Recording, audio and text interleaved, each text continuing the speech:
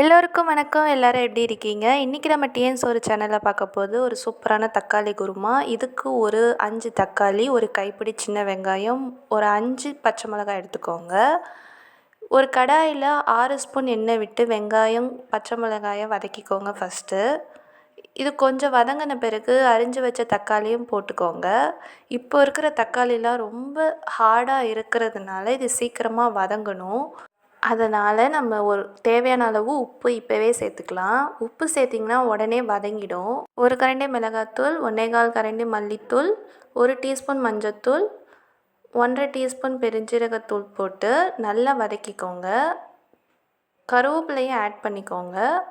அப்புறம் கொஞ்சமாக இந்த மசாலாலாம் மிக்ஸ் ஆகிற அளவுக்கு தண்ணி விட்டால் போதும். வதங்கி மசாலா வாடெல்லாம் போன பிறகு பார்த்தா தக்காளி குருமா ரெடி ஆகிடுச்சு. இது நீங்கள் இன்ஸ்டண்ட்டாக நீங்கள் ரொம்ப ஹரிபரியாக இருக்கிற டைமில் கூட சீக்கிரமாக பண்ணிடலாம். இந்த வீடியோ உங்களுக்கு பிடிச்சிருந்தா லைக், ஷேர், கமெண்ட், சப்ஸ்கிரைப். நன்றி.